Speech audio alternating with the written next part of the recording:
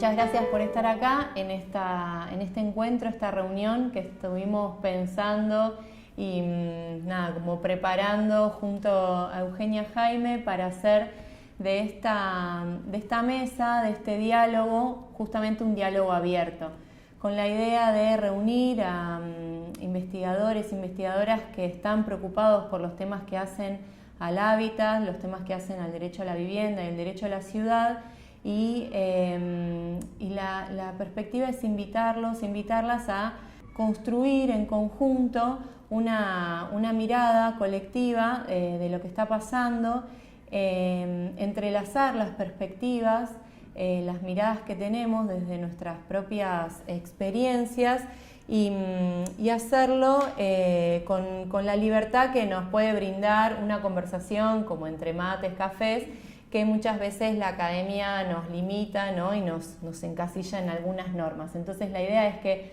podamos construir y estemos ofreciendo esos conocimientos que tenemos, esas preocupaciones en este encuentro.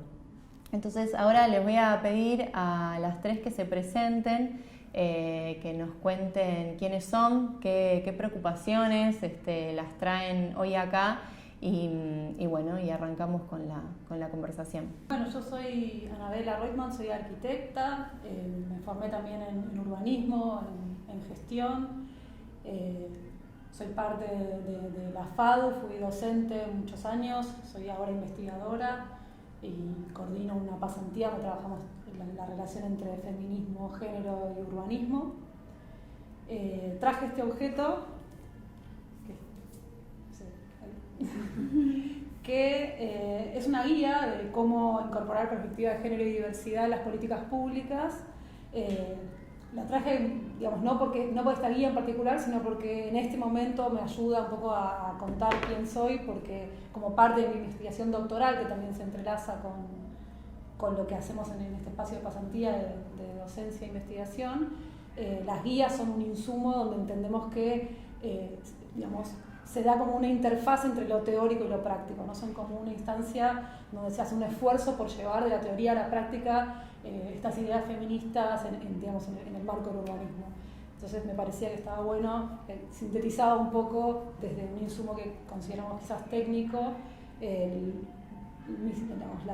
la circunstancia actual desde la cual me interesa quizás participar en este espacio, que es esta de cómo llevar a las políticas públicas determinadas nociones teóricas que tienen que ver con este momento también, quizás como mujeres y desde el género.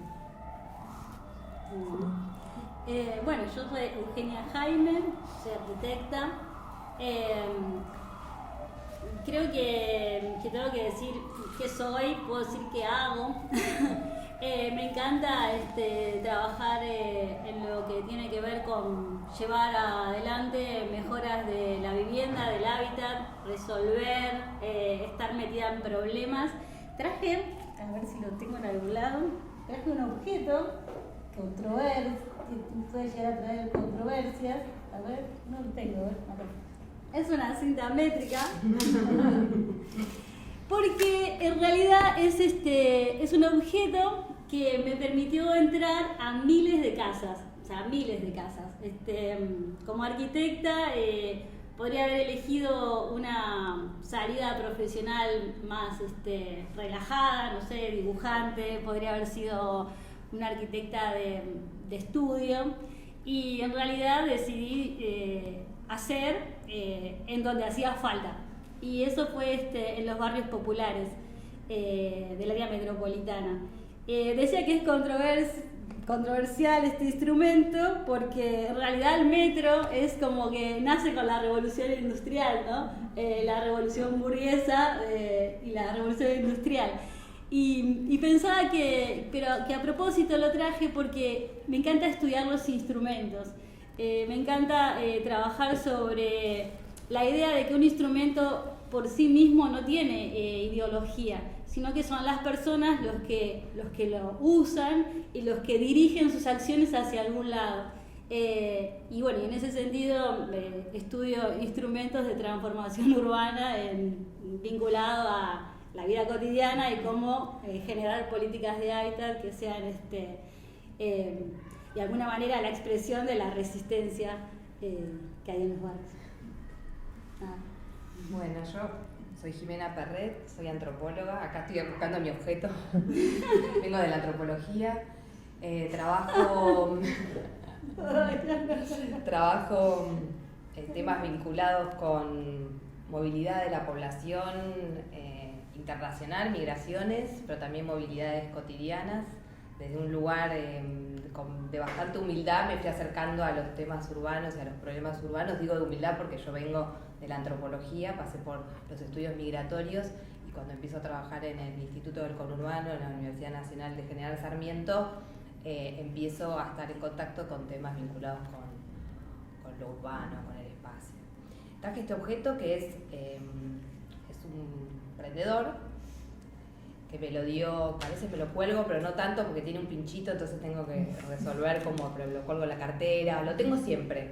Me lo dio mi abuela cuando yo tenía 15, 16 años, ahora tengo casi 45, así que lo llevo conmigo hace mucho tiempo.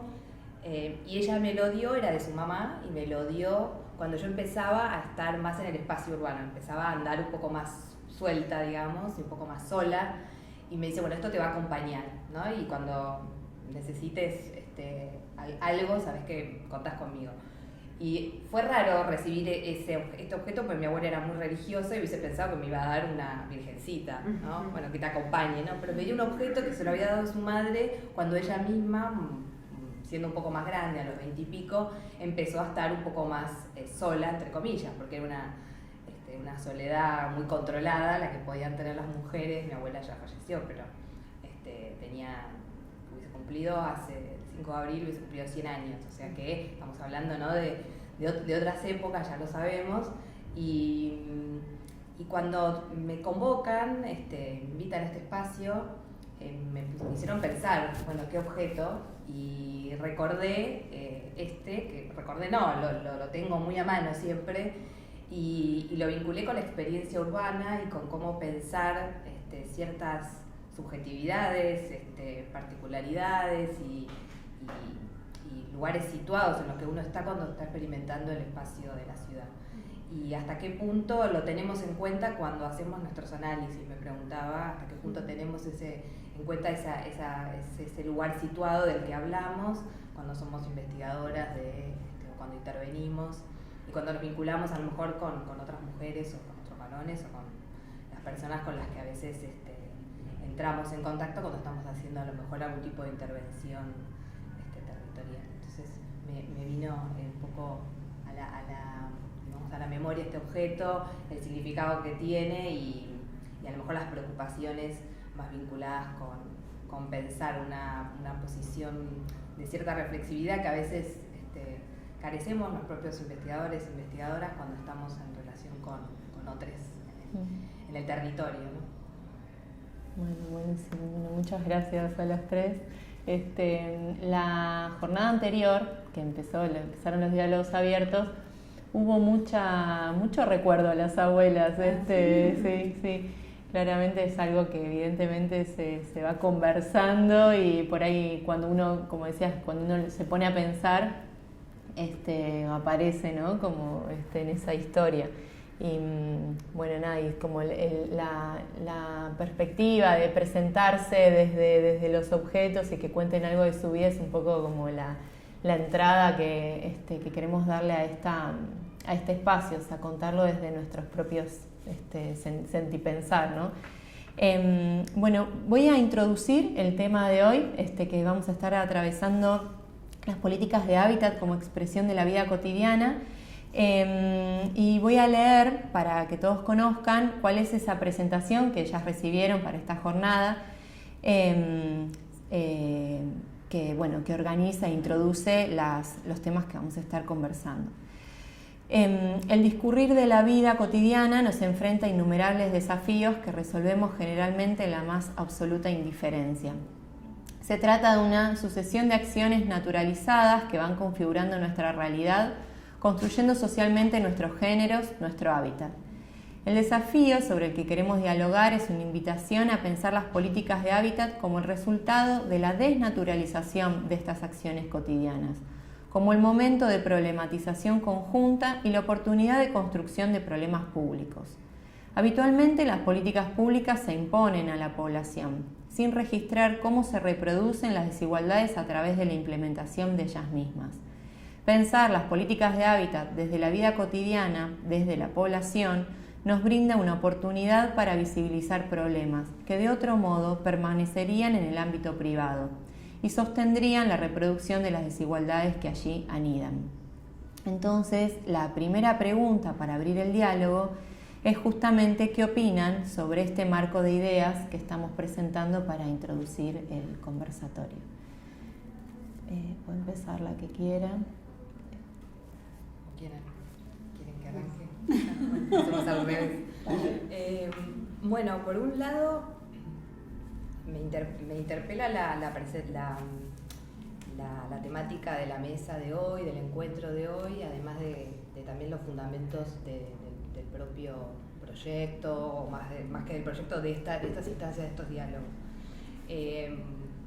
Por la idea de poder pensar colectivamente, reflexionar, entrar en una suerte de ida y vuelta sin tanto, como decía Clara, cosa muy acartonada que suele tener la academia y que no tenemos estos espacios muchas veces para poder hacer un ida y vuelta, porque el diálogo supone, ¿no?, hablar con otros, con otras, y eso lo valoro y me interpeló así en términos generales de la convocatoria y en particular de esta temática. Yo pensaba dos cosas. Por un lado, que no encuentro a veces interlocutores o interlocutoras para poder discutirlo, el rol del Estado en términos de que las políticas muchas veces terminan reproduciendo lo que quieren evitar, o la reproducción de las desigualdades sociales a través muchas veces de las políticas públicas.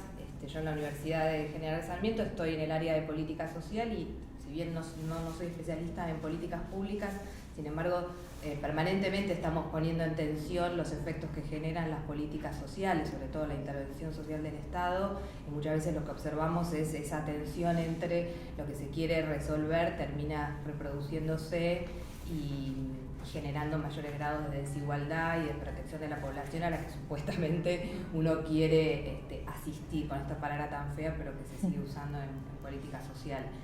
Y cuando queremos pensar al Estado, bueno, a veces es difícil pensar al Estado porque no tenemos muy claro a veces qué es el Estado, y por otro lado, a veces discutir al Estado también es discutir la política coyuntural, ¿no? Y entonces se tiende a confundir, ¿no?, la gestión con el Estado. Son dos cosas separadas, son dos cosas juntas, y a veces eso obtura también poder pensar críticamente.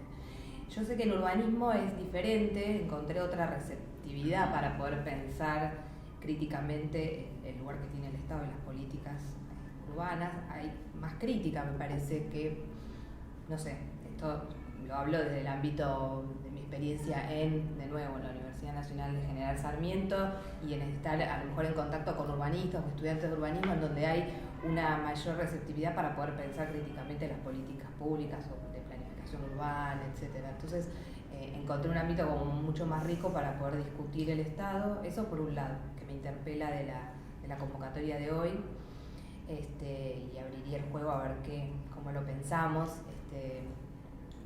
Y por otro lado también me parece que se puede pensar qué concepción de sujeto manejamos cuando estamos pensando una intervención en el territorio, que es algo que está supuesto muchas veces en las políticas o en las maneras en que intervenimos, que es una discusión tal vez que ya es vieja de las ciencias sociales, pero que está todo el tiempo interpelándonos, que relaciona entre los sujetos, les sujetes y las estructuras o las instituciones.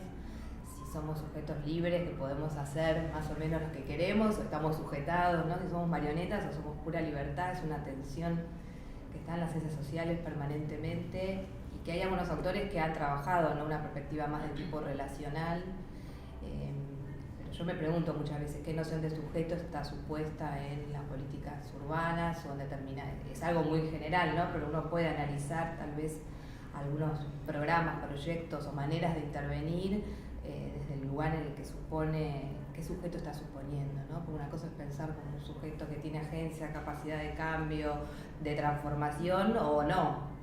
Y estas dos como cuestiones que se juntan en algún punto me interpelaron de la convocatoria de este encuentro, de esta primera pregunta, y siempre que puedo planteo estas tensiones que a mí me hacen ruido muchas veces, como la academia lo trata o no lo trata, ¿no? Estos temas como silenciados, o a veces me dicen, bueno, pero eso tiene que ver con discusiones de la teoría social, vamos más a... Pero bueno, hay una teoría en lo que hacemos, por más que a lo mejor no lo explicitemos, ¿no? Tenemos una concepción del otro, de la otra. Entonces eso, en relación con el primer eje. A mí nada, esto que decís sobre el rol del Estado o sobre los sujetes, me hacía pensar que evidentemente tengo una manera de abordar las cosas de la práctica, claramente, o sea, con el metro y con esto, con lo que se viene a la mente, porque en realidad a mí las palabras que un poco fuimos pensando para la convocatoria, me surgen como si fueran inquietudes respecto de qué hay en eso ordinario, ¿no? que está en la vida cotidiana, que se hace todos los días y que en realidad está de alguna manera sujeto, ¿no? Está sujeto a un espacio que está concebido por unos especialistas que a su vez está configurando toda una representación de normas, leyes, morales, cívicas, que evidentemente en cada paso que uno da con esa, ¿cómo decirlo? En cada paso que uno da en esa vida ordinaria, seguramente hay resistencias. A mí me parece como que ahí es donde la vida cotidiana, o sea, mirarla de cerca nos permite como ver cuántas incomodidades hay en el día a día. Y sobre todo, creo que estamos aprendiendo, yo no puedo decir que soy feminista porque no estudié, pero sí puedo decir que hemos ido aprendiendo del feminismo muchas cosas. Y hemos aprendido sobre todo que no somos eso que todos los días hacemos, que en realidad eso está de alguna manera definido, ¿no? Por muchos otros que ya sea en la producción del espacio o ya sea en las reglas que definen qué es ser mujer, qué es ser varón, qué es no ser esto o lo otro, nos van como no sé, acorralando, encorsetando, ¿no? Y entonces pensaba que esta idea de desnaturalizar no es solo desnaturalizar amablemente, o sea, es desnaturalizar tratando de ver esas incomodidades, esas resistencias. Y a mí me parece que a nosotras, en Proyecto Habitar nos enseñó un montón el feminismo. Nos enseñó a ver que en realidad eso que veíamos en las viviendas, nosotros decíamos, acá hay violencia. O sea, relevábamos una casa y decíamos, acá seguro hay abuso, seguro hay violencia, o sea, esta casa oscura, hay 2 camas, 10 personas, o sea, ¿no? Era como, o niñas que se quedaban detrás de sus padres, o niñas que venían y se te abrazaban, se te colgaban, no te soltaban.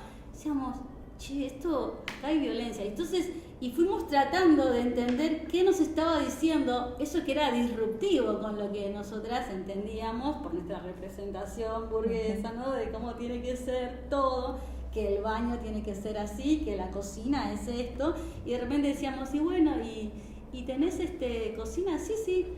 Ah, ¿y dónde está? Ahí. Y de repente era en realidad un balde de 20 litros y el estar era, no sé, unos cajones, y el dormitorio era la cama matrimonial. Y entonces, matrimonial, la cama donde dormía todo el mundo. Y entonces a nosotras nos enseñó un montón el feminismo, o sea, nos enseñó a ver que teníamos anteojeras, que teníamos una representación programada. Eso, por un lado, por eso desnaturalizar y mirar lo que parece tan ordinario. En el mismo sentido, pensar en la cinta métrica, porque medir es una acción súper ordinaria. O sea, ¿quién no va y compra 1 kilo de papa, no sé, un par de no sé qué, dame 1 metro de tela? Es súper ordinario. Pero ¿cuánto de aprendizaje puede haber en eso? Porque no es lo mismo 1 metro de tela para alguien que tiene que hacer la ropa para todos los hijos que para el que... ¿No? Bueno, digo, entonces... Esas relaciones, después la otra cosa de las palabras que estaban en la convocatoria, me parecía que la idea de la habitualidad, nosotras venimos pensando hace ya un tiempo, digo nosotras porque estas ideas no son mías, son de alguna manera de construcción colectiva, venimos pensando hace rato la idea de la habitualidad, ¿no? Y decimos cuán difícil que es transformar esta realidad injusta, desigual, que se reproduce con las políticas públicas, porque evidentemente si estas incomodidades no logran problematizarse y hacerse eco en el desarrollo de las políticas, nada, está ahí el germen de la reproducción. No digo que es en el mismo sentido de tus preguntas, yo creo que igual eso solo no es el Estado. También podemos darle una vuelta, pensarlo juntos, y también pienso que la idea del sujeto, el sujeto que nosotras, el sujeto, no sé cómo se dice, que nosotras pensamos, es el que está cambiando la realidad, el que está diciendo, che, esto que me dicen que soy, no soy un pobre, no soy un vulnerable, no soy un intruso, no soy, no soy una mujer, o sea, por ese lado, bueno, me pareció como que las palabras me hicieron como, les di una vuelta, nada, me pareció que tenían más todavía para seguir pensando. Bueno, hasta ahí, pues si no, hablo mucho. Bueno, para complementar un poco lo que fueron comentando mis compañeras, primero mencionar que me encanta que me inviten a la sede del Proyecto Habitar, siempre que me invitan vengo, y esta vez, más como en primera persona, me parece algo para destacar, muchas gracias. Bueno, hago un breve repaso porque la consigna era un poco qué opinamos de las ideas con las cuales nos proponían venir al diálogo. Yo, digamos, sinteticé como tres de lo que se planteaba, hice como un refraseo en clave como de afirmación. Había como un primer set de ideas que hablaba de esto de que construimos y naturalizamos roles de género y el hábitat desde la cotidianidad, una premisa que nos planteaban. La segunda era esta idea de que las políticas públicas, por un lado, se imponen sobre la población, una idea, no estaba esta palabra de se imponen, y también estaba esta idea de que reproducen desigualdades. Y después una tercera cuestión vinculada a politizar el concepto de vida cotidiana, que quizás estaba en el título, como clave también para poder visibilizar y desnaturalizar. Bueno, a partir de ese repaso que había hecho de lo que nos proponían, primero plantear esta cuestión de, yo acuerdo con que, ¿no?, los roles de género son constructos sociales y el hábitat necesariamente va a reflejar esas construcciones porque es como un espejo más, ¿no? Siempre hablamos de esto de la ciudad como soporte material de una estructura social, digamos, ciudad y sociedad es lo mismo, por lo menos para mí en algún punto son como dos concepciones que se construyen, ¿no?, que dialogan entre sí. En ese sentido, estamos siempre quizás como profesionales formados en instituciones que son parte de esta idea falsa de que la experiencia urbana es neutral, reproduciendo esas desigualdades en cómo diseñamos, en cómo formamos a otros, todo lo que hacemos. En la medida que no podamos hacernos un cuestionamiento, siempre vamos a estar reproduciendo como universidad, como Estado, como personas, en todas esas esferas, ¿no?, en todos esos espacios.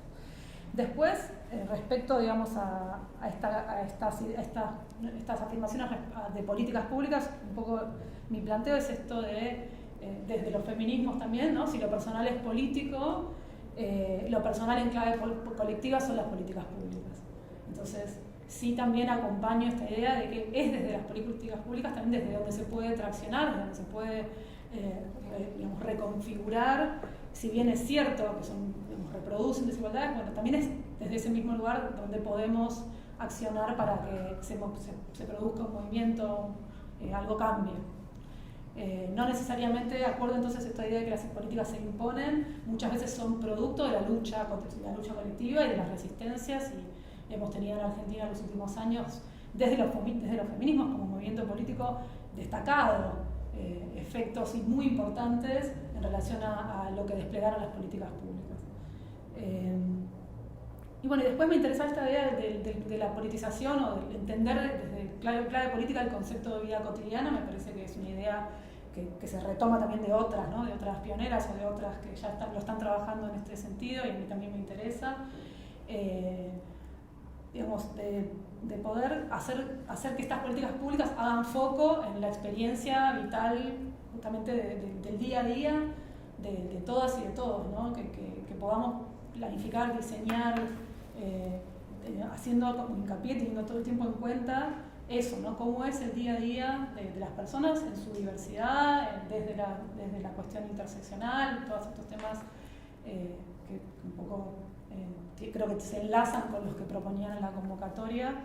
Me parece como que levantar justamente hablar de vida cotidiana y desnaturalizarlo y cargar de intención política el concepto, es un punto de partida interesante para poder transformar. Pensaba en esto último sobre como esa acción de politizar la vida cotidiana, porque en sí mismo la vida cotidiana se nos puede pasar de largo esas resistencias de las que hablaba Eugenia. O sea, sin una mirada crítica, incluso como lo que traía Jimena, una mirada crítica del sujeto que estamos suponiendo en la mirada, esa vida cotidiana se nos pasa como si fuera la misma nuestra, ¿no? Porque uno ve con lo aprendido. Entonces, un poco quería retomar esto que traía Eugenia de encontrarnos en una vivienda donde lo aprendido no nos servía para entender lo que estábamos viendo, y sobre todo no nos servía para actuar como arquitectas que íbamos a desarrollar una mejora que pretendíamos con un objetivo político que acompañara esa mejora que querían esas personas que allí habitaban. Una mejora en las relaciones sociales, una mejora en la relación con las personas que vivían al lado, una mejora en relación a los que vivían dentro de la vivienda, ¿no? O sea, una mejora que fuera una transformación que nos encontrara proyectando otra forma social. Y ahí creo que vuelvo a tomar este par de ciudad-sociedad o hábitat, población. En definitiva, necesitamos levantar desde esa vida cotidiana esas resistencias a las imposiciones que ahí efectivamente estaban sucediendo y todos la podíamos ver. O sea, si logramos poner en palabras de qué manera transcurre la vida cotidiana y qué acciones estamos haciendo para resistir al hecho de que no merecemos vivir en este lugar porque no tenemos el dinero suficiente, porque no somos representativos del género de la manera que se espera, o las formas que sean de discriminación, pero existimos. Esa resistencia, digamos, poder desarmarla y un poco profundizar en ella y ver qué aspectos tiene en lo cotidiano, es una acción que nosotros vimos como acción política potente, porque hace posible que esas políticas públicas surjan de esa política colectiva. La siguiente pregunta que les hacemos, que es ¿qué acciones llevan o llevarían adelante para hacer de las políticas de hábitat una expresión de la vida cotidiana. Y ahora podemos empezar por Euge. Bueno, pensaba que sí, que es un nudo el tema de la lectura de la vida cotidiana, porque en realidad es como si fuera el debate hoy del feminismo o de la perspectiva de géneros. Creo que en realidad, de nuevo, como digo, la vida cotidiana, eso que es tan ordinario y que tiene tanto para enseñarnos, también está signado por la adaptación pasiva frente a un modelo que se nos impone. O sea, yo creo que las políticas públicas en su mayoría son imposiciones de un sistema hegemónico. Y creo que también hay ejemplos de políticas públicas que ganan relevancia porque hay muchos muertos, porque hay mucha lucha y porque hay muchos y muchas que se atreven a pensar y a problematizar las injusticias que atraviesan. Entonces hay muchas y muchos que plantean que el ambiente no puede acabar antes de que todos podamos ser parte de una vida colaborativa y solidaria. No sé, la lucha feminista que plantea que no puede seguir así un sistema que en realidad se está matando a todos. Y entonces pienso que para poder lograr eso, lo que hay que hacer, o lo que intentamos hacer, o lo que hacemos, no sé, es laburar sobre todo una adaptación activa. Mis compañeras, mis compañeros, yo, acá en la universidad, en mi casa, cuando voy en la autopista y me dan ganas de matar a alguien, hago eso, o sea, me adapto activamente, ¿no?, a la sociedad y trato de no perder la cabeza ni la vida en ese movimiento. Y esa adaptación activa implica la posibilidad de convertir las carencias en necesidades, las necesidades en problemas colectivos, los problemas colectivos en problemas públicos, los problemas públicos en instrumentos, ¿no?, en instrumentos que nos puedan dar la posibilidad de accionarlos de otra manera, con otro objetivo, y en esa acción cuidadosa, respetuosa de los y las otras, lograr institucionalizar otro modelo, una alternativa o muchas alternativas a un sistema que se nos impone dominante, hegemónico, como que no hay opción, y hay opción, o sea, solo que lleva un trabajo y vida. Yo pensaba, la revolución burguesa frente a la monarquía era una revolución frente a las injusticias. Bueno, dio esto, lo que dio. También nos sirve para aprender, porque se logró configurar un sistema, un modo de institucionalizar normas, leyes, o sea, algo que alcanzó como escala de una relevancia mundial, conocerse entre todos, o sea, algunas cosas están buenas, algunos instrumentos. Lo que no está bueno es como si fuera el sentido destructivo, la idea de una valoración ficticia de la realidad, una valoración del dinero o del capital sobre la valoración de la vida, qué sé yo, está como dado patas para arriba. Yo pensaba tres cosas. Que una, en realidad, nosotros y nosotras tratamos de trabajar sobre la idea de que la práctica de transformación del espacio tiene que ser consciente. La otra es que cuando concebimos un espacio tenemos que concebirlo desde una perspectiva colectiva, horizontal, constructiva. Y la tercera cosa que pensaba es que cuando nosotras y nosotros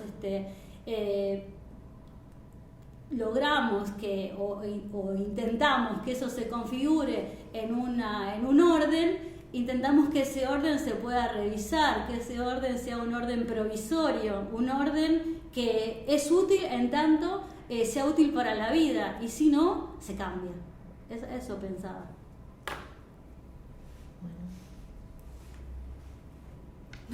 No, me dejó pensando lo que acuerdo. Sí, es re interesante lo que está diciendo Euge. Yo en esta pregunta, con este eje, lo que no tengo tanta experiencia del lado de las políticas, de hábitat, sí, tal vez más en pensar la vida cotidiana y la importancia que tiene la vida cotidiana. Me hizo reflexionar un poco sobre la propia disciplina. La antropología, desde las primeras 2 décadas del siglo XX, empieza a poner como en valor la vida cotidiana como un lugar potente para entender lo que les pasa a las personas, ¿no? Parece algo re obvio hoy. Antropólogos que a lo mejor hoy criticamos, como Malinowski, porque hizo trabajo de campo en Nueva Guinea en un contexto de expansión colonial, ¿no? A propósito de la consolidación del sistema capitalista. Sin embargo, con todas las críticas que uno le puede hacer como funcionar al sistema, este tipo, digamos, este antropólogo, había pocas antropólogas, había una muy buena, Margaret Mead, pero bueno, era un mundo dominado por antropólogos varones. Planteaba que observando la vida cotidiana estaba ahí la cultura en acto, decía, y ahí estaba toda la potencia, porque podíamos entender desprejuiciadamente esto que decías vos, Clara, antes, sacarnos como los anteojos que tenemos, ¿no? El formateo que tenemos por nuestra historia, biografía, y tratar de dejar de ser tan endocéntricos y romper un poco, salirnos un poco de la mirada que tenemos construida para poder ver al otro de manera positiva. Los salvajes eran a los que miraban, ¿no? Así dicho, los salvajes, pero viendo la vida cotidiana se da cuenta que no eran tan distintos a nosotros, y pudo relativizar un poco la vida, ver las diferencias y las semejanzas, ¿no? Y ahí lo que trataban de hacer estos primeros antropólogos era, bueno, poder ver las capas que hay, como la profundidad de lo que hay, en algo que parecía tan banal, por lo repetitivo, que es la vida cotidiana, ¿no? Y él hablaba de los imponderables de la vida real o de la vida cotidiana. Y la palabra imponderable era interesante, porque lo imponderable es aquello que no podemos como ponderar, que no podemos como medir o como calibrar, ¿no? Y decía, bueno, hay que mirar eso porque ahí está lo que se hace, que muchas veces entra en tensión con lo que se dice que se hace, y hoy que parece algo también muy obvio, ¿no? Contraponer lo dicho y lo hecho, en ese momento fue como muy revolucionario, ¿no? Cada vez me convenzo más que para poder entender algo de lo que hacemos y vincular las políticas de hábitat en relación con la vida cotidiana, que sean expresión de la vida cotidiana, es valorar la vida cotidiana como un espacio donde se constituye la subjetividad, donde se le da sentido al mundo. Me parece que es muy difícil porque justamente la vida cotidiana no se valora por esto, porque es el lugar del ordinario. Si pudiéramos ver lo extraordinario en lo ordinario sería maravilloso, ¿no? Repaso un poquito la consigna de cómo llevar adelante políticas de hábitat desde una expresión de la vida cotidiana, que intentando traducirlo a los temas que venimos trabajando en el espacio de investigación con Paola y con el resto del equipo. Digamos, para mí sería un poco responder cómo llevar adelante un urbanismo feminista cómo llevar un urbanismo feminista en la teoría de las políticas públicas, ¿no? También retomando el concepto de políticas públicas que lo veníamos trabajando. Entonces, yo había pensado un poco, quizás unos ítems que ahora cuando los repaso, algunos se fueron nombrando, ¿no? Esto de que siempre haya instancias de participación, donde se le dé voz a la mayor cantidad de personas, de actores sociales, en contextos que sean amenos, que sean seguros y que permitan recopilar distintos tenores de datos, que eso a veces implica que en relación al género las personas estén juntas o estén en espacios por separado, y que van a surgir charlas diferentes, depende de cómo se agrupen, y que todo eso además se tiene que dar en un día y en un horario donde esas voces realmente puedan tener una participación plena. Esta cuestión de que para proponer primero hay que poder relevar y desagregar los datos en esta clave de interseccionalidad, donde no hay una experiencia neutral y no hay unas necesidades neutrales. Bueno, esta idea también de que hay un conocimiento situado y hay un conocimiento local o ancestral o propio en igualdad de condiciones que el conocimiento técnico, tecnocrático o desde las formaciones académicas, y que hay que poder manejarlo en esa balanza, valorándolo por igual, ¿no? Como superar todas estas vueltas que hubo de esta idea de un urbanismo desde las oficinas o desde el espacio, ¿no? esta cuestión. Que es importante que esa formación llegue tanto a los cuadros técnicos como a los decisores políticos, ¿no? Esta idea de transversalizar perspectivas, en este caso desde el género, desde lo interseccional o vinculado a la integración, ¿no? Porque al final estamos hablando de este tema entendiendo feminismo como integración, pero intencionada también desde ciertas cuestiones puntuales, pero no deja de ser integración, donde un poco también esto venía, ¿no? estos intentos de mediar para que a quienes tienen la decisión en sus manos, por lo menos poder llegar con ciertas ideas más entendibles o posibles de tomar, pero digamos, todo lo que había planteado me parece que no deja de ser quizás más cómo incorporar cierta perspectiva y quisiera como complementarlo también como para poder hilar con lo que compañeras plantearon. En este caso, no sé si se puede hablar, nosotros preguntamos siempre, hacemos muchas entrevistas en el equipo de investigación a profesionales, la mayoría mujeres, que hayan estado a cargo de políticas públicas donde hayan hecho un intento de incorporar esta noción feminista, y siempre les preguntamos si existe o no un urbanismo feminista, si existe o qué entienden por perspectiva de género y cómo cruzan esos dos conceptos. No, todas las respuestas son diferentes, muy diferentes, y una de las que recibimos que fue bastante contundente fue: sí, hay un urbanismo feminista porque hay un urbanismo capitalista, que no se nombra como tal, pero que es el hegemónico, que es el urbanismo, pero es el urbanismo capitalista, y entonces me parece que para poder llevar adelante unas políticas de hábitat desde una expresión de la vida cotidiana, entonces hay que poder combinar un posicionamiento político que nosotros leemos como un urbanismo feminista, anticapitalista, y una batería de instrumentos, objetivos, de estrategias que quizás podrían leerse como lo que nos propone la perspectiva de género interseccional, que son cosas concretas, más objetivas, lo que hablábamos recién, ¿no? Desagregar por género, un conocimiento situado, un conocimiento a la par de lo local con lo que viene desde lo institucional, pero que siempre tiene que estar orientado desde un lugar, desde una posición respecto a cómo se interpreta el mundo, cómo se espera o qué se intenta cambiar. Porque una cosa sin la otra, digamos, o no puede ocurrir, o quizás ocurre algo que reproduce en vez de cambiar, ¿no? En vez de transformar. Entonces, un poco esas serían como los aportes respecto a esta consigna. ¿Puedo preguntar? Sí, dale. Creo que lo teníamos preparado, ¿no? Como en el momento que preguntaba algo, por favor. No, yo les quería preguntar, en realidad es algo que vengo pensando mientras hablan, para mí está, pero a ver si hay consenso, ¿no? Que en el título mismo, ¿no? Digo, las políticas de hábitat, como que ya un poco nos acostumbramos, ¿no? A hablar más de hábitat, pero no siempre fue así, ¿no? En este campo, ¿no? Y de hecho todavía hay muchas políticas que siguen como circunscribiendo, si se quiere, sobre todo en los resultados, a la vivienda, ¿no? Como la vivienda como de la puerta para adentro, y esta idea también de que la vida cotidiana estaba muy asociada a lo doméstico, ¿no? Como de la puerta para adentro es lo privado, es donde la política no se mete. Digo, es como que todas esas ideas se han ido de a poquito, no en todos los lugares, ¿no? Digo, no como quisiéramos, pero se han ido como desandando. Si ustedes lo notan que hay un cambio en esto de que por ahí, digo, el concepto de hábitat amplía esto, no digo, empieza a aparecer como el espacio público, el espacio productivo, otro tipo de espacialidades, como en un grado de importancia igual tal vez, o a veces hasta más que la vivienda.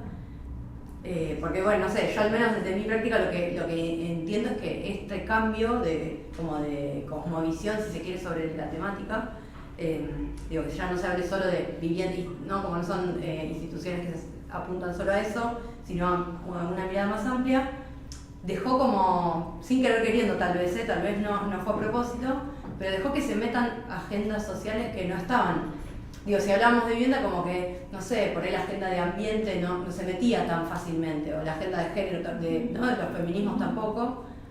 Y digo, el empezar a hablar de hábitat y que todo es un poco, se cocina entre, no digo, no es solo la vivienda y solo el trabajo y solo la salud y solo la educación y solo, ¿no? Es un poco ver cómo articula todo, si no tan, al menos desde sus prácticas o en los espacios en los que se definen las políticas con las que están trabajando ustedes o que tienen cercanas, si ven eso como un cambio o no, si es puro, le cambiamos el cartel y seguimos con lo mismo.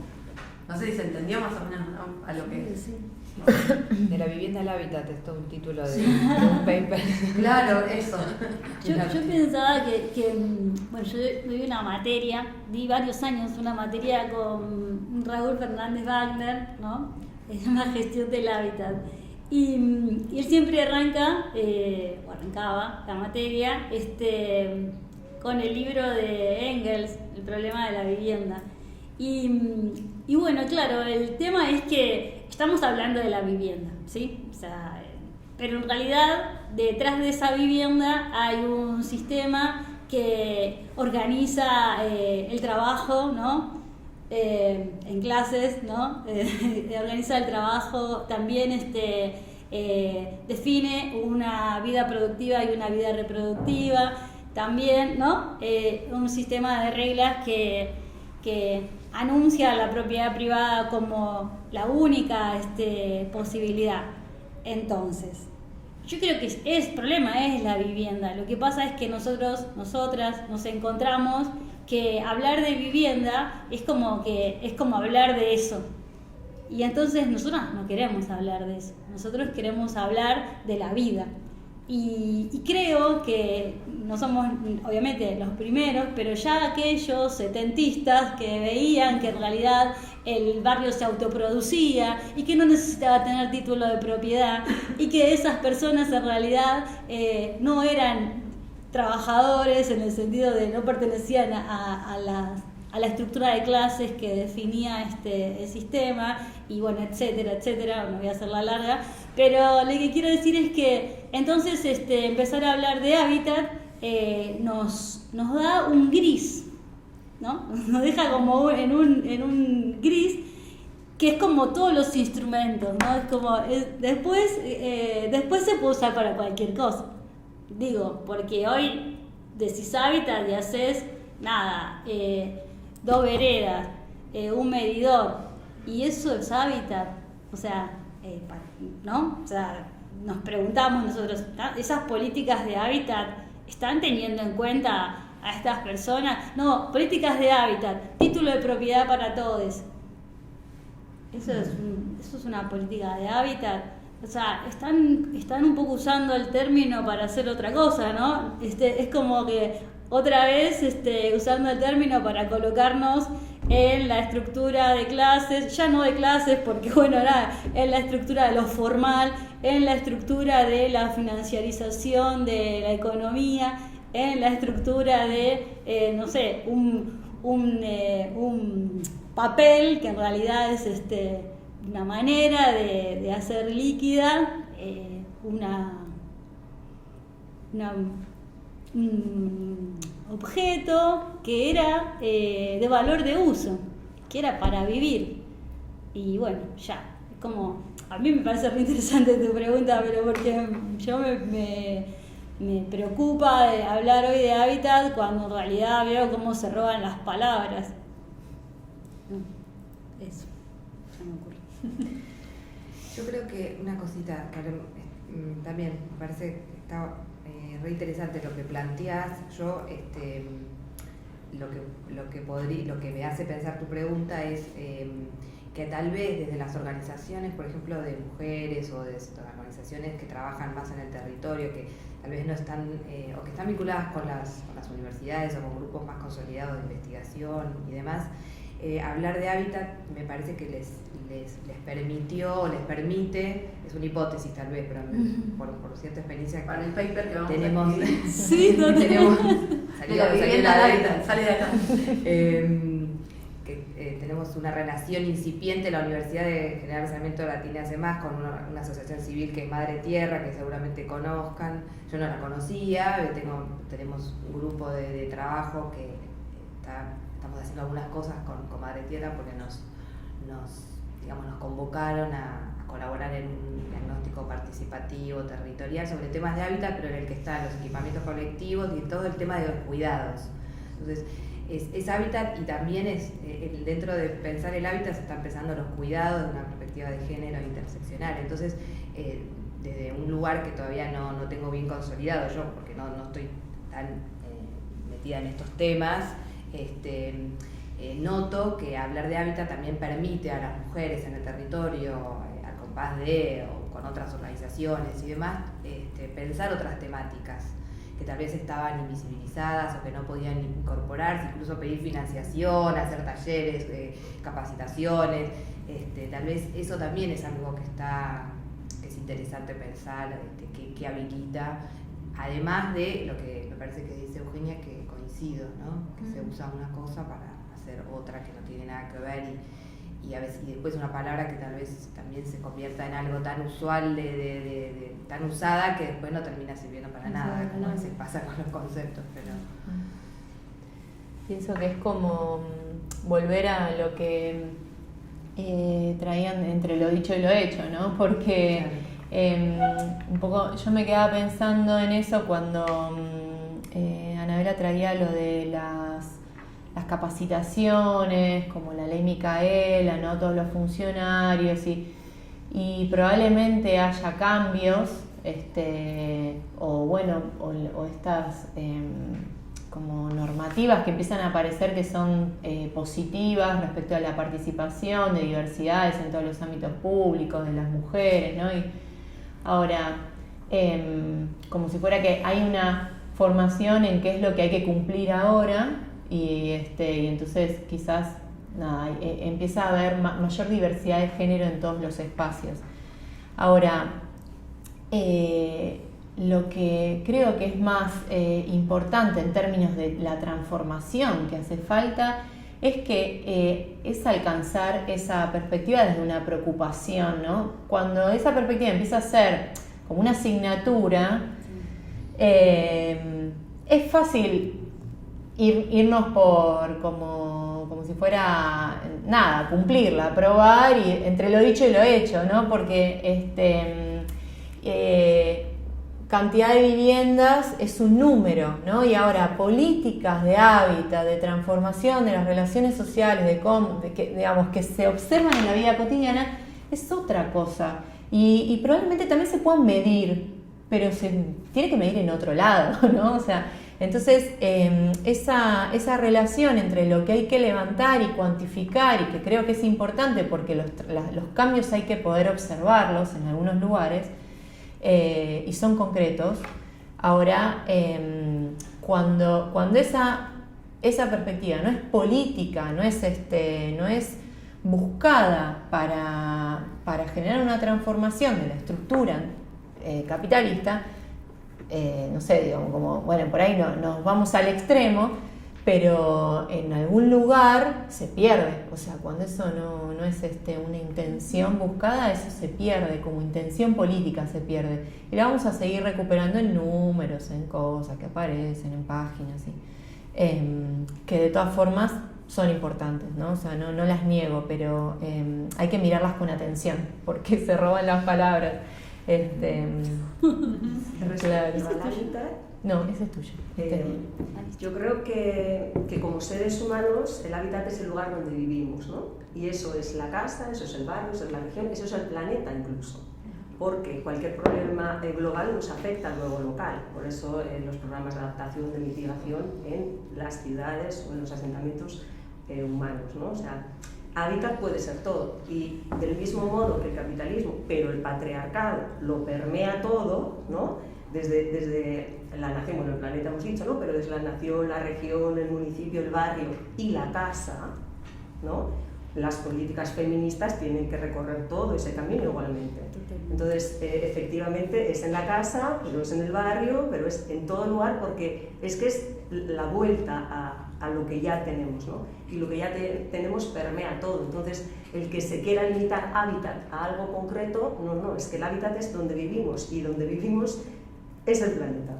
Ya de inicio, ¿no? Por el tema también de ecofeminismo y de mantenimiento de la vida y de los ecosistemas, ¿no? Y de los cuidados que estamos diciendo. Entonces, todo ese rango desde mi punto de vista puede considerarse hábitat. Luego las políticas públicas de hábitat pueden incluir todo ese tipo de cosas. Bueno, así para... No, me parece, sí acuerdo en o sea, la inquietud de Sole, un poco esto de si vemos cambios. Yo te diría, por un lado sí, creo que sí, que hubo como también esta idea de desarmarlo, esta noción de espacio público y espacio privado. Sí hay como algunas iniciativas donde esto ocurre, mismo desde lo que empezamos a enseñar muy incipientemente desde la academia, hasta lo que levanta en algunos guantes de algunos lugares desde la gestión. Yo también tengo una visión muy limitada de lo que me toca más de cerca, pero no una visión tan general. Creo que por un lado es cierto que se roban las palabras, hay que desconfiar cuando los términos llegan a las políticas públicas y a las instituciones, hay que empezar hay que estar como festejar y a la vez empezar a desconfiar. Por eso yo creo que este hito de tener un Ministerio de Mujeres, Géneros y Diversidad, hay que embanderarse en eso, hay que sostenerlo, hay que defenderlo, porque ya hay muchos detractores, sobre todo, pero a la vez hay como que, bueno, ver cómo hacer con eso. De la misma manera tenemos un Ministerio de Vivienda y Hábitat, pero creo que, para no repetirme un poco, creo que hay cosas, pero que hay como dos cuestiones, ¿no? Así como hay palabras que se roban, hay palabras que siguen sin aparecer, ¿no? Retomando esta idea, hay un urbanismo capitalista, con lo cual hay un hábitat de ricos y no hay un ministerio de countries y barrios cerrados. Pero digamos, esos que no se nombran, al final sí son los hegemónicos, y habría que ocuparse más de alertar sobre los nombres que no se dicen, que no llegan a las instituciones, porque al final son los que están, que quedarse tranquilas porque Hábitat llegó a la nación, por ejemplo, por decirlo de alguna forma. Nada, lo decía como el niño un poco de esto de lo que se ve, lo que no se ve. Sí, pero de hecho tenemos un ministerio de hábitat, que lleva adelante políticas que si vos no tenés título de propiedad de la tierra, no podés hacerte de esas políticas. ¿Para qué tenemos un ministerio de hábitat? Para que en realidad las políticas de integración sociourbana se tengan que hacer en el Ministerio de Desarrollo Social.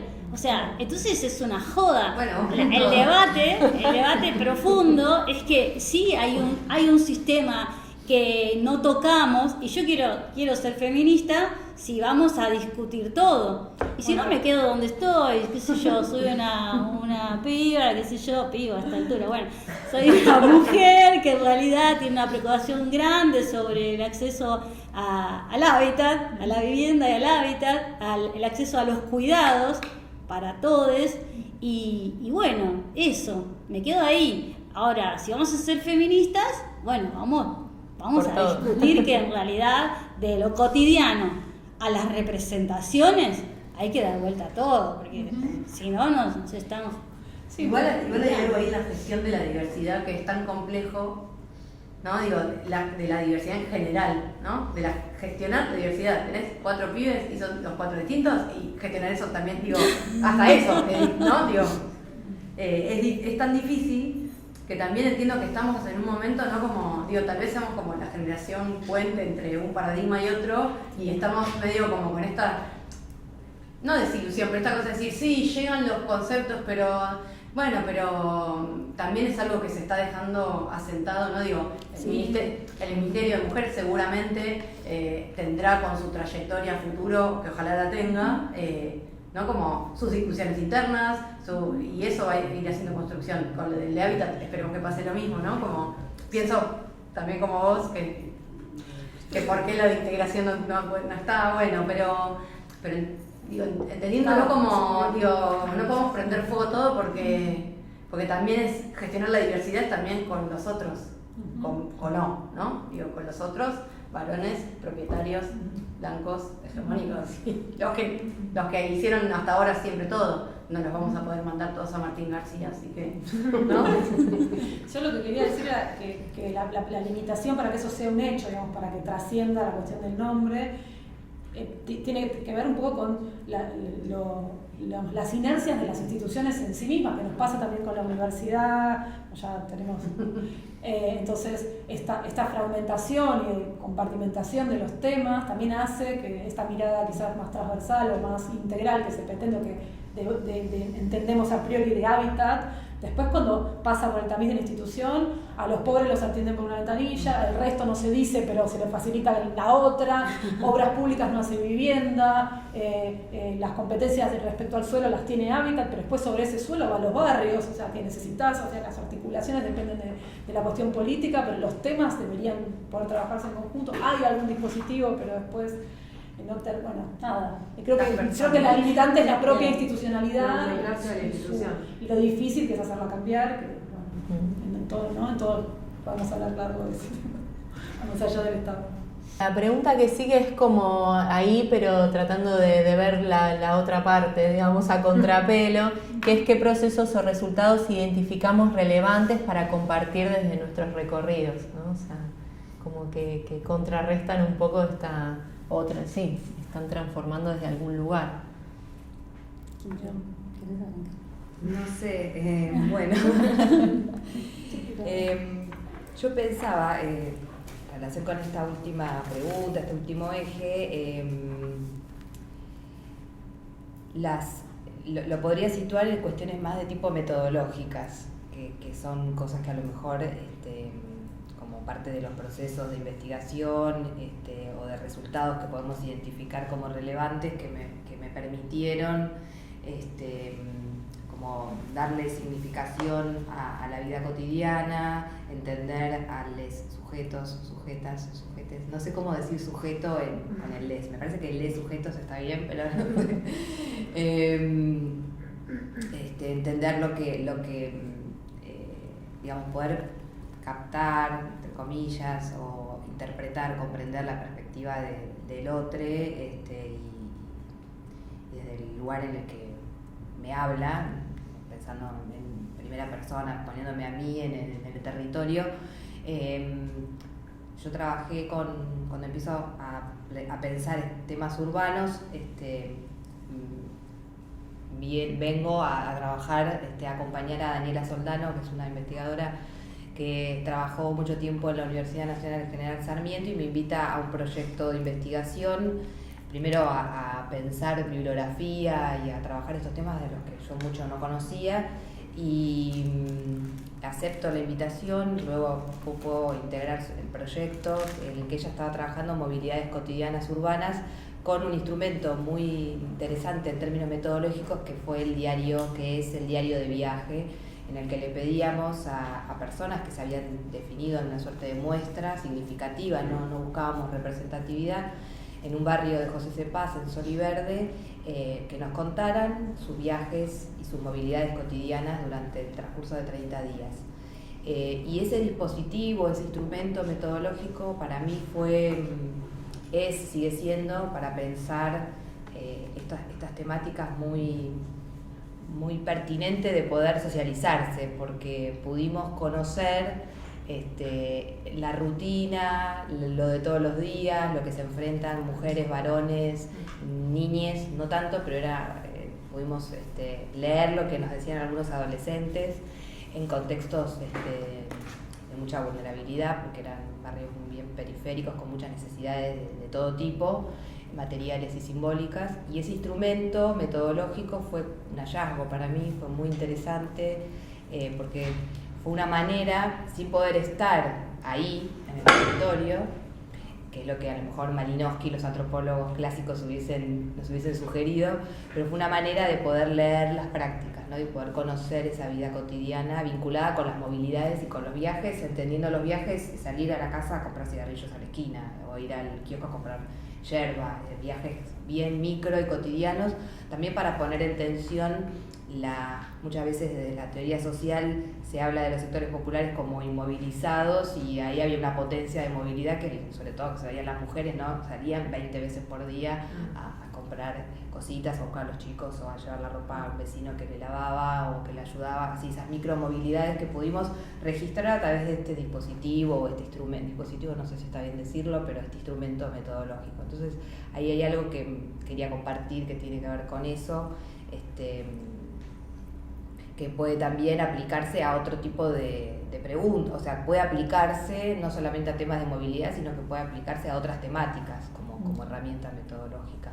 Y después también pensaba, vinculado con lo metodológico, siempre suelo trabajar en una perspectiva cualitativa, haciendo entrevistas, haciendo trabajo de campo o etnografía, como solemos llamar, en antropología, y últimamente trabajando más en una suerte de investigación-acción participativa, y eso también lo pongo en valor, sin idealizar la coinvestigación, porque hay que mirarla también críticamente, pero la posibilidad de pensar con el otro el problema de investigación, los objetivos, qué queremos hacer, porque siempre es lo que queremos hacer nosotros desde la academia, y hacemos, después escribimos nuestro paper y circula en ámbitos, en las audiencias nuestras son los ámbitos, son nuestros propios pares y ni siquiera nos leen, a veces, ¿no?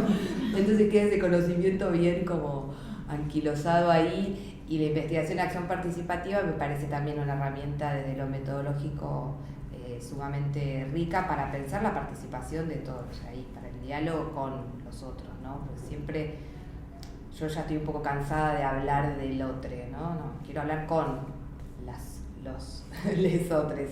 Ahí es donde me parece que hay algo rico y diferente, y tal vez hay cierta potencia, ¿no? Con todas las, repito, sin idealizar, porque la coinvestigación también tiene un montón de problemas, hay relaciones, no es todo simétrico y maravilloso, pero bueno, hay una forma de construir conocimiento muy, muy interesante, en donde todos aprendemos, ¿no? Porque ahí hay una cosa muy justamente del diálogo, por eso la invitación a dialogar me parecía rica en ese sentido, uno se enriquece, pero todas las partes, digamos, no solamente una cosa de sacar información e irte, sino algo de un ida y vuelta, ¿no? Donde ninguna queda de la misma manera. Cuando uno siente que le pasó por el cuerpo, es que algo positivo hay ahí, ¿no? Entonces quería compartir eso en relación con esta última pregunta. ¿Quieres ser vos? Dale. Última, perfecto. No me quedan palabras. Claro, lo mismo que mis compañeros. Claro, re Estoy feo. de acuerdo con todo. Aparte hago uso de la palabra. Bueno, sí, nos planteaban esto de qué procesos resultados identificamos relevantes para compartir. Yo acá me voy a poner un poco en tesista crónica de doctorado, creo que hay varias que comparten esta misma situación. En la investigación, que también se traslada a lo que hacemos en el espacio de docencia e investigación, hago un intento, ¿no?, de fichaje de estas buenas prácticas o casos, de llevar, ¿no?, la teoría feminista, las prácticas o las políticas públicas del urbanismo, de la disciplina urbanística, y en un intento también, quizás artificial, pero que nos sirve para ordenar, de poder ubicarlas en las distintas, lo que serían como las fases del ciclo de la política pública, ¿no? Entonces lo que traje un poco para compartir eran algunos ejemplos que son mayormente, voy a decir españoles, y acá me va a ayudar, no me quiero, pero que vienen del trabajo que hice en 2020 sobre esto, en una tesis de maestría que es antecedente del trabajo que estoy haciendo. Entonces para lo que sería como esta fase de planificación me parecía interesante el ejemplo justamente de País Vasco en Irún, que creo que ahora también se está expandiendo a lo que sería todo lo que para nosotros es la provincia, ellos es, digamos, la comunidad autónoma, donde hubo un plan urbano que se empezó a actualizar, y desde la misma gestión pública se alertó que ese plan estaba reproduciendo y actualizando sesgos machistas, y entonces hubo un área de la propia gestión que participaba en la redacción del plan que dijo, alto, vamos a ver qué está pasando, ciertas instancias de reformulación que llevaron, por ejemplo, a armar estos mapas de la ciudad prohibida, que ya era una práctica que se estaba dando en España, pero que se mapea para este municipio, y que se institucionaliza porque ese mapa, que mapea los lugares que sobre todo las mujeres o universidades detectan como peligrosos en la ciudad a través de un proceso participativo y que después dan pie a pensar políticas o pensar cambios, entra como parte documental de ese plan y entra como, digamos, en lo que sería como la cartografía oficial de ese plan, por un lado, y por otro lado también propone lo que para nosotros sería un cambio en el código de edificación y de planeamiento, en donde se empiezan a pensar temas como el ciclo de la ropa, que en un baño pueden entrar 2 personas para, no sé, ayudar a bañar niñas, que en una cocina pueden entrar 2 personas, que esa cocina dialogue con el comedor, cuestiones vinculadas a la vida cotidiana y a la vivienda, comunidad, a cuestionar, y lo aprueban y entiendo, no sé cómo será la realidad diaria, pero hay como una especie de cambio de paradigma respecto a los modos de habitar plasmado en una política pública. Entiendo que eso está ahora en proceso de ocurrir también a escala de todo el País Vasco, lo charlaremos, pero me parecía un ejemplo interesante como desde la planificación urbana y desde la normativa y los códigos también se puede impulsar una transformación, además de arrastrar cánones o cosas así, digamos. También es un lugar desde donde se puede. Después, respecto a esta fase de gestión-participación, me pareció interesante también un trabajo que se hizo en País Vasco, lo que para nosotros serían pueblos o ciudades más pequeñas, que lo hizo Oriana Ruiz Méndez, bueno, en donde habían trabajado con grupos de hombres y mujeres locales, incorporando también esta noción de la memoria colectiva de un lugar, y entonces les habían planteado primero que lo trabajaran en grupos mixtos, y el equipo planteó que necesitaban instancias por separado. Entonces en la charla con mujeres surgió un registro desde la memoria de la relación de ese lugar con el río, que en la actualidad estaba vetada porque había habido un cambio y no existía más. Y no se estaba teniendo en cuenta para esa propuesta, pero a partir de ese trabajo y de que surgió eso en esa charla, se hace un ajuste en el plan en donde la relación del río con lo urbano se realza como uno de los ejes más importantes de esa propuesta del proyecto urbano. Habría que indagar un poco más. Entonces, lo importante que es poder hacer ese relevamiento, digamos, de darle voz a todas los que después van a tener injerencia en lo que pasa, era algo que no se estaba teniendo en cuenta. Después, otro ejemplo de Cataluña, de Barcelona, de este desarrollo de cooperativa para mujeres que se llama La Morada, que lo estudiamos varias veces en la pasantía. Es una colectiva de mujeres lesbianas y trans que pueden, a partir de que se da la posibilidad en Barcelona de que existan determinados instrumentos urbanísticos que pueden poner en crisis esta noción capitalista de que hay que ser o dueño o inquilino y nada más, por un lado, de que existan estas figuras de la posibilidad de la propiedad cooperativa, de que haya derecho de superficie, de que haya estas nociones de cesión de uso, donde un municipio o una institución pueden ceder un terreno, una parcela, por X cantidad de años a otra colectiva que a su vez es de construcción, pero también es de habitar en colectivo, y donde entraron una colectiva que se ocupa de acercar a personas formas alternativas de acceder al suelo y a la vivienda, que se llama La Dínamo, una colectiva de arquitectos que se llama La Col, que es bastante conocido, que se hacen cargo del proyecto arquitectónico, por decirlo de alguna manera, en diálogo con una colectiva que va a habitar ese lugar, que son estas mujeres que ya trabajaban juntas, y entonces lo que les pasa es un poco lo que decíamos, a esta colectiva de arquitectos La Col, que eran como estrella y tenían ya bastante experiencia en desarrollar vivienda colectiva, cuando les aparece este nuevo comitente, ponen en crisis todas las ideas que tenían sobre qué espacios tenían que ser compartidos y qué espacios no en un edificio de lo que para nosotros sería propiedad horizontal. Porque, por ejemplo, empiezan el diálogo diciendo, bueno, la cocina va a ser una sola y va a ser cooperativa. No queremos eso. Nosotros ya tenemos cocinas cooperativas en todos los lugares donde hacemos nuestro activismo feminista. Lo que queremos compartir es un espacio donde nuestros cuerpos disidentes no se vean puestos en crisis o en cuestionamiento por nadie de este barrio.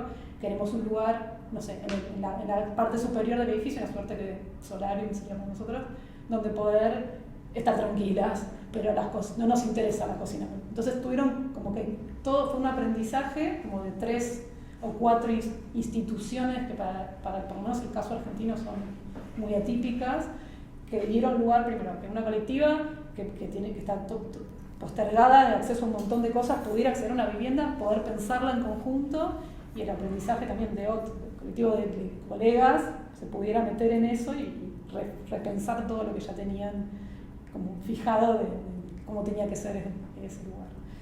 Bueno, y por último, en esta fase que estamos sumando ahora, faltaría como un ejemplo de diagnóstico, monitoreo, y después esta otra fase de docencia e investigación, que para nosotros es el espacio de la pasantía Urbanismo Feminista, que es la que estamos desarrollando en FADU, donde intentamos como esto, llevar a la enseñanza-aprendizaje todas estas cuestiones, y que vamos un poco experimentando en cada cuatrimestre qué consigna hacemos y cómo articular con pasantes de distintos lugares que también nos traen sus propias realidades, ¿no? Ahora, esto de haber nacido virtuales nos dio como una especie de hallazgo inesperado de que quienes tuvieron interés en participar son personas en distintas partes del mundo, del país, de Latinoamérica, que se sumaron y que les dimos espacio, y entonces estamos charlando tenemos una colega que está en Guruzucuatiá en Corrientes y otra que está en Estocolmo, en Suecia, y otra que está en México o en Chile o en Bahía Blanca,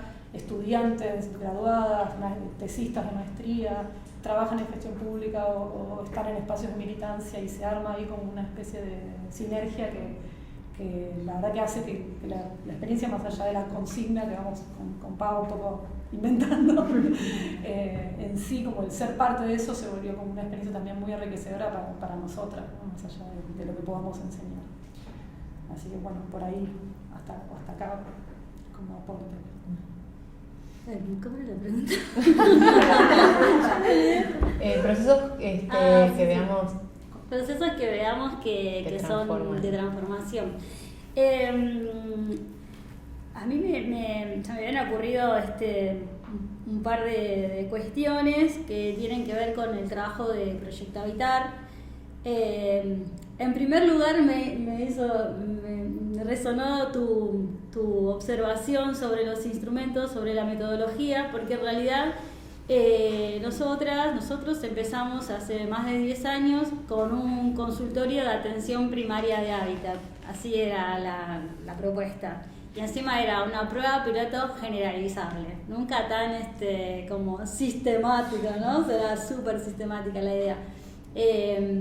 Y venía a cuento en realidad de que los que nos reunimos en torno a armar eso, traíamos preocupaciones propias, con un fuerte enojo, ¿no? Sobre lo que era la política para un sector de la sociedad que está invisibilizado, que en realidad está oprimido, que está excluido, o sea, negado, abusado, violado, o sea, bueno.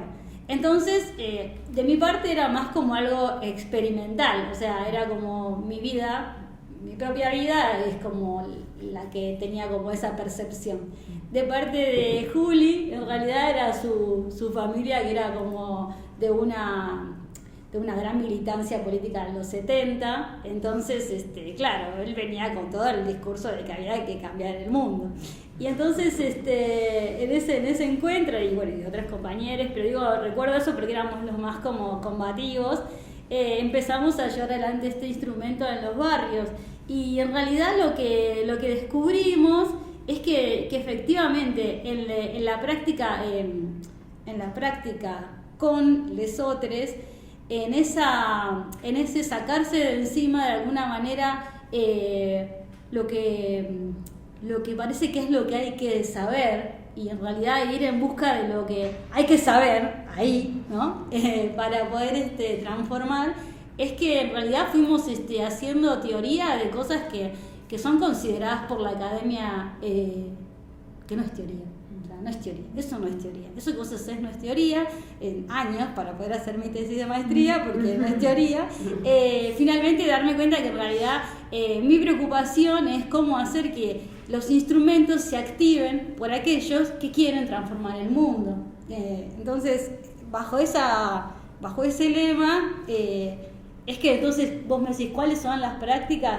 Trabajar con quienes toman tierras, trabajar con quienes toman edificios, trabajar con quienes están a punto de ser desalojados. trabajar con quienes quieren hacer de otra manera la vida colectiva. Eso en relación a lo disciplinar, pero además trabajar habitualmente con quienes también eligen eso. O sea, mis compañeras y compañeros de Proyecto Habitar eligen trabajar de otra manera. Y mis compañeras y compañeros que cruzamos en el mundo, que hay un montón. No sé, de repente está Chazo acá que no entendemos todavía cómo se enganchó.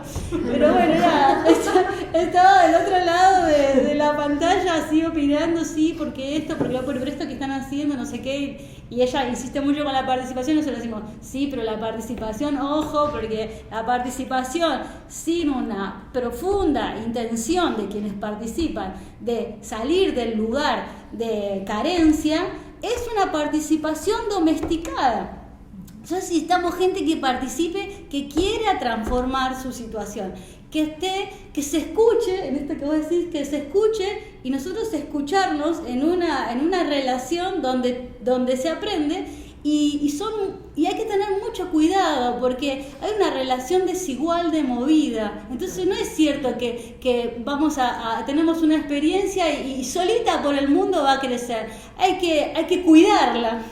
No sé, hay que cuidarla, hay que cuidarse de no ser paternalista, de no ser imperialista, que esto se replique por miles. Pará, pero si esta gente todavía... ¿Qué vamos a replicar? Todavía no sabemos bien si estamos haciendo esto con convicción o porque, ¿no? Está ahí. Y bueno, nada, esas cosas pienso, esos son los trabajos. Y en particular pensaba en un trabajo que hicimos durante la pandemia, que era junto a un grupo de vecinos que no tenían agua en San Fernando, en un municipio donde en realidad hay barrios populares.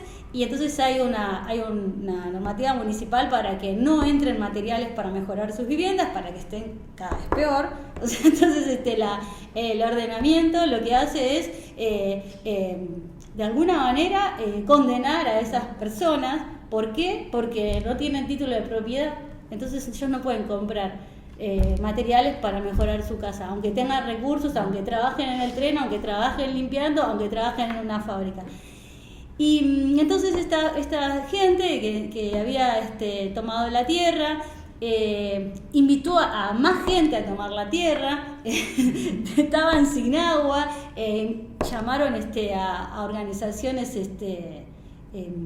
sociales de distintos grupos, colectivos sobre todo, llamaron a un abogado para que los ayude, el abogado nos llama a nosotros. Toda esa bola, porque ellos decían, nosotros lo que queremos no es solamente el agua, queremos urbanizar, que es una palabra como hábitat que empieza como a sonar.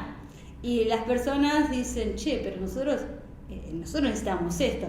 Para dar ese salto y que sea propio, es difícil, pero es un golazo cuando sucede, porque nos llaman porque quieren urbanizar su barrio, no, muy particular, mandándonos mensajes por WhatsApp, qué sé yo, te mando una fotito, con el paint hacían el dibujito de dónde era, que estaba el tanque, y dónde está el tanque, y dónde está tal cosa, y dónde está tal otra, y nos mandábamos mensajitos. Después cosas muy locas, vamos un día a plena pandemia, en mi casa casi me matan, pero bueno, había que ir y entonces hacemos un dibujo de todo y le dejamos un plano.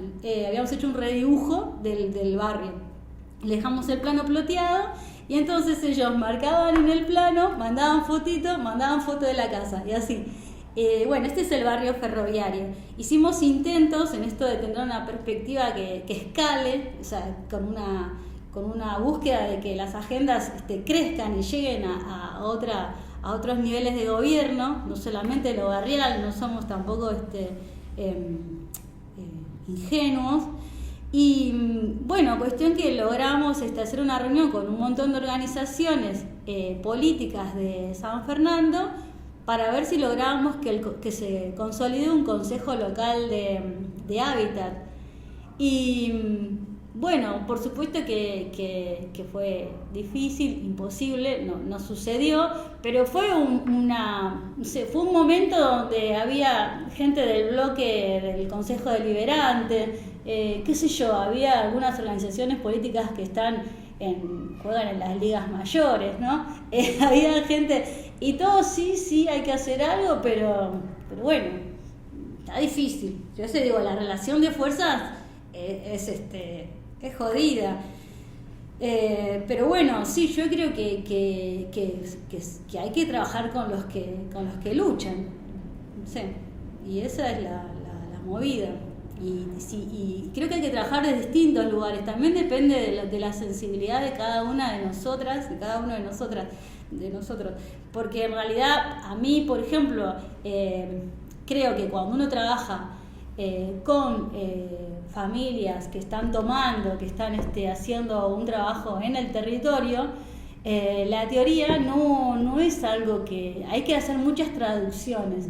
Y cuando vos estás trabajando con estudiantes, y sí, tenés que buscar teorías para decirle, loco, esto se puede, a ver si te alienta un toque que mires que es posible. Pero bueno, son todas las cosas que hay que transitar todas las escalas y también verse uno fuerte en algo. O sea, yo cuando la escucho siempre echando que dice la participación, yo creo que ella es un cuadro para la participación, ¿no? Es una persona que activa en ese ámbito. A mí también me sucede lo mismo, yo tengo que trabajar en un ámbito donde haya acción. O sea, vamos a hacer algo, bueno, dale, sí, 2, 1, bueno. Mira, yo sé hacer esto, no sirve para nada, busquemos a alguien que sepa hacer algo. Bueno, pero bueno, creo que tiene que ver con las capacidades y creo que también tiene que ver con cambiar los paradigmas. No es de mejor calidad el conocimiento científico que el conocimiento subjetivo, sensorial, no es de mejor calidad, es distinto. Hay vecinos que tienen conocimiento desde la teología, desde cuestiones más como religiosas. Venga, todo vale. O sea, si lo que queremos es transformar esta realidad injusta que oprime y que va en contra de la vida, me parece que por ese lado también. Eso. Bueno. Por alusiones. Sí. No, yo por alusiones decía. Yo cuando hablo de participación, lo primero que pienso es en escuchar a la otra persona. Estoy ahí que me has hecho pensar, pero no sé si estoy de acuerdo o no, cuando has dicho que tenemos que hacer participación con la gente que lucha.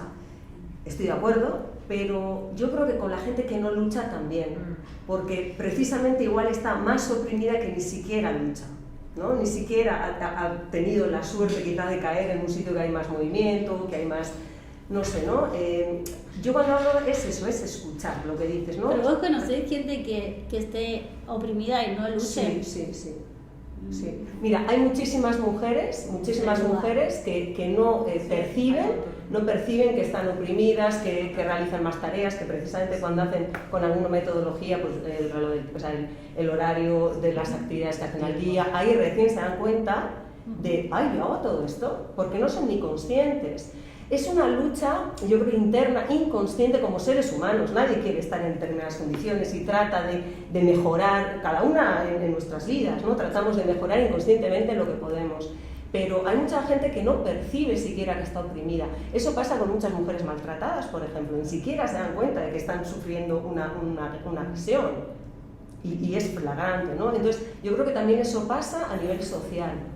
Hay gente que lo que hemos dicho antes, ha naturalizado determinados aspectos de su vida y es como si es lo normal, porque no vio otra cosa, ¿no? Pues como cuando somos menores, que de repente lo que pasa en nuestra casa nos parece que es lo que pasa en el mundo, y recién sales un poquito y tal, y dices, uy, pues si esto que pasa en mi casa no se reproduce en todas, ¿no? Entonces, por eso yo, participación no es solo aplicar una herramienta o un tal, sino escuchar cómo quieres vivir, qué te gusta de tu barrio, qué no. Sí, pero ese que tipo hay de una cosas. cosa que vos decís es como, sí, yo entiendo lo que decís, lo que pasa es que para mí, en realidad, las mujeres que están tan oprimidas, que no luchan, se apoyan en los movimientos de mujeres que luchan.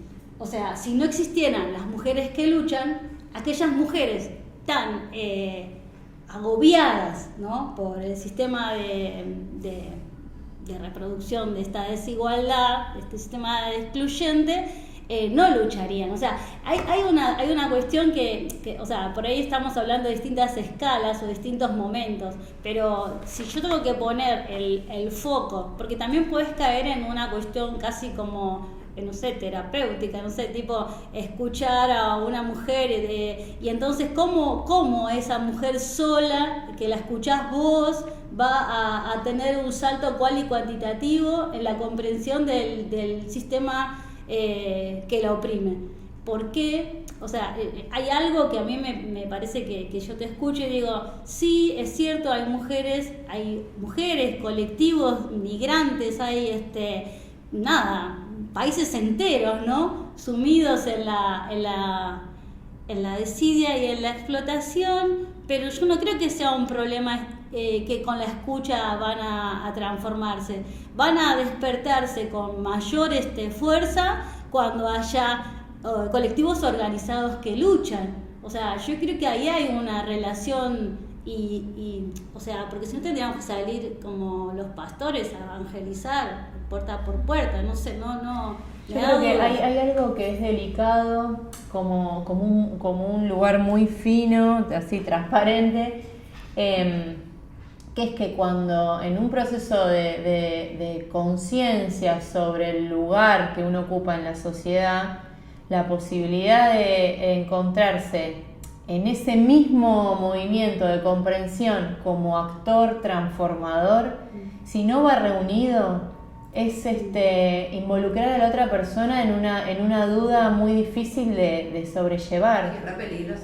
Claro. Que incluso no solo con lo de la violencia de género repasa, pero por ejemplo también cuando laburás con cooperativas o fábricas recuperadas y demás, desde el proyecto, ¿no?, que somos gente de acción y de esto se va, ¿no?, como planificadas y cosas, y ahí hay que tener medio cuidado porque eso, vos no haces consciente, colaborás con que esa persona entre en un estado de conciencia diferente de sí respecto al resto de la sociedad, pero si no tenés también, digo, como equipo o lo que fuera, también la posibilidad de contener una posible mejora o acción o algo que no deja a la persona dando un conchazo, ¿no? Porque, digo, es esa. ¿Qué pasa con las mujeres víctimas de violencia? Digo, mujeres o quien sea, ¿no? Pero, digo, diversidades y demás, en situaciones de violencia donde no puedes salir de esa situación más allá de ser consciente. Es como por lo menos déjame que me ponga mis ¿no?, anteojeras y que siga en esta. Es como... Hay algo, o sea, como que me hace acordar esto que es re concreto, que en esos consultorios de atención primaria de Hábitat que traía Eugenia hace un ratito, los talleres colectivos para nosotros fueron re importantes justamente para poder llevar de lo privado a lo público problemas que podíamos ver entre todos que no eran de cada uno, sino que era una situación general. Porque la solución no podía ser de cada uno y podíamos encontrar en esa mesa, en esa problematización colectiva, líneas de acción que en todo caso como que podíamos apoyarnos, ¿no? Y pensar estrategias en conjunto. Y pensar en estrategias en conjunto con personas de su confianza, con referentes, con traductores, ¿no? Como más allá de los arquitectos que íbamos a hacer un proceso que empezaba y terminaba, porque el barrio tiene una dinámica que nos supera, una temporalidad que nos supera. Sí. Entonces, en todo caso, pienso que como en este debate me hacía pensar eso, que no hay una oposición, ¿no? O sea, no hay un deber ser de la participación en sí misma, sino una proyección de que sea una problematización que nos encuentre en un camino de transformación y no de quietud.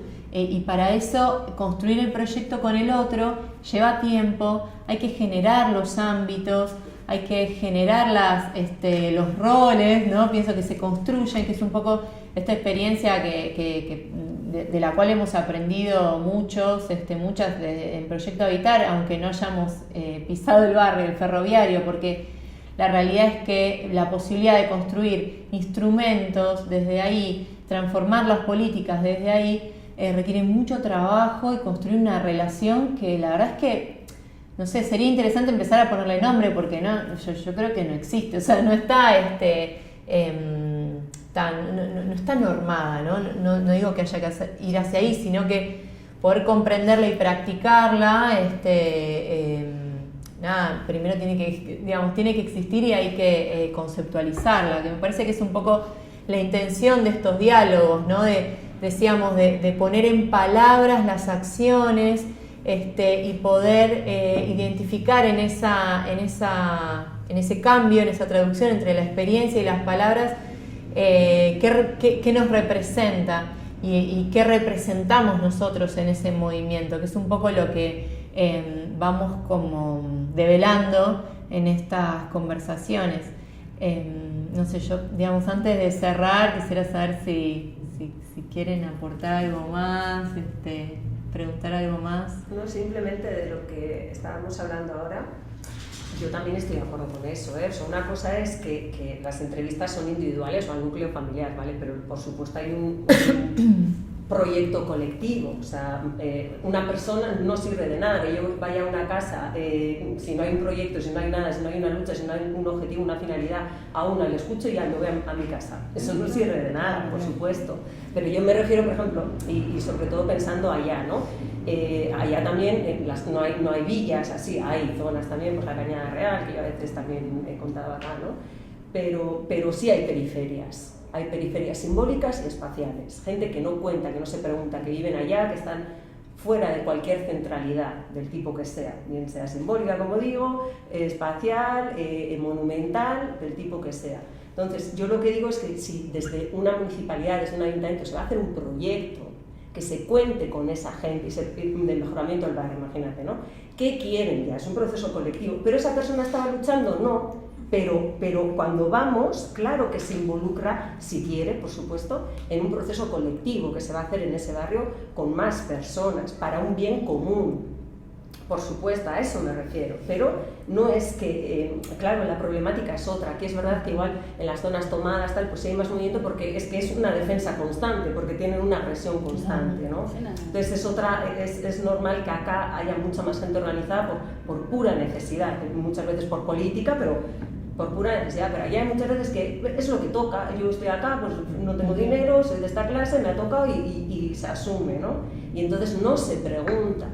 Esto es a lo que me refiero, a por qué no, yo desde luego siempre lo digo, si hiciese chalés, pues entonces tendría, ella sería mi clienta y yo hago y yo escucho, sepa ella de arquitectura o no.